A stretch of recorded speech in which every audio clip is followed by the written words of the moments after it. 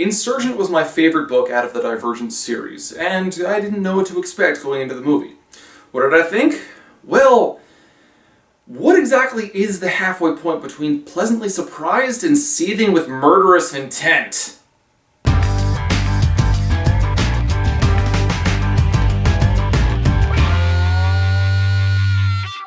Insurgent. Right off the bat, this movie seemed to get a lot of things right. It took a lot more steps to capture a lot more feeling from the book, which is not something I can really say about the first movie. You see, Divergent was more about setting up the world and kind of just basic plot points, not really focusing on characters or the emotions that carried through with them. As limited as they were in a world of one-dimensional characters. The sets looked good, the writing was fantastic, the acting was great, they gave a lot more screen time to Miles Teller playing Peter, which was essential. You do get a little bit of chemistry between Shailene Woodley and Theo James, which, God, given the stuff I've been reviewing lately is, yeah.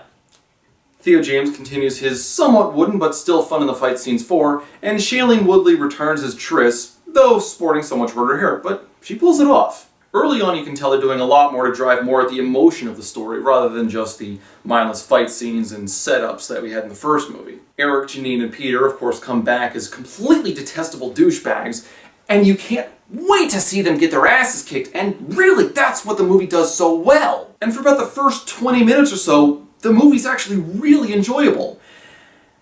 And then the plot starts going and it starts kind of slowly breaking away, and eventually you start noticing plot holes and inconsistencies, even things they set up in the first movie. Now, some of the things are small at first, but the longer the movie goes, the less consistent it becomes with the book. It's almost like it's going on some sort of a snowball effect. I mean, you have the small instances at first, like how Caleb leaves the party, which is minor and doesn't really affect the plot of the characters that much, until you get to the end where they're revealing this plot point box thing that you've seen in the trailers, and you're scratching your head going, the fuck were they thinking? Personally, I think Miles Teller has a lot of talent about him.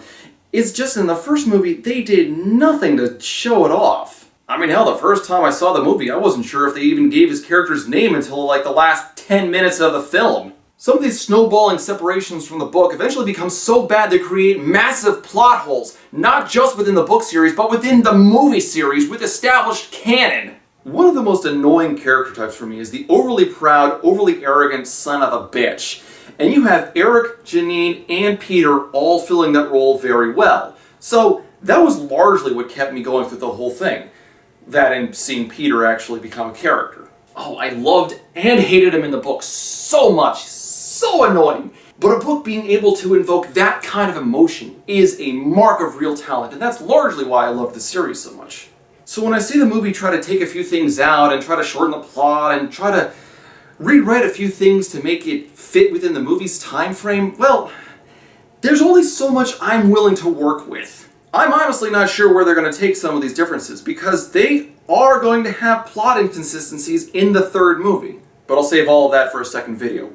It's worth the discussion. It's also worth noting that the special effects are actually really fantastic in this one. Some of them, though, border on ridiculous. Case in point, there's a simulator that Triss has put in kind of in the mid to near the end of the movie.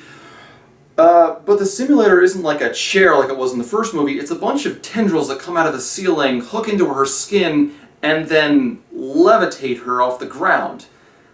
That would be incredibly painful. And of course, that's not in the book. I mean, I'm watching this scene with Triss floating in the air with all these tendrils in her back, trying not to think of LA Blue Girl, wondering whose dumbass decision it was to film that. For all their effort, they did fit a lot of the book into the movie, but the longer the movie went on, the more liberal they became with all their creative choices, to the point where I'm trying not to tear my hair out. And then you have the very end, which only makes sense if you know nothing of the book series and you didn't see the first movie. As far as sequels go, that's bad! Ultimately though, if you're not really a huge fan of the books, or you're just apathetic towards the adaptation, you might enjoy seeing this one in theaters, if only to get the full surround sound theater experience with all the explosions and special effects. Otherwise, if you're a fan of the books, I can't recommend more than a rental for this. Still, in a lot of ways, it is better than the first movie. I mean, God knows it's more exciting. So, have you seen Insurgent?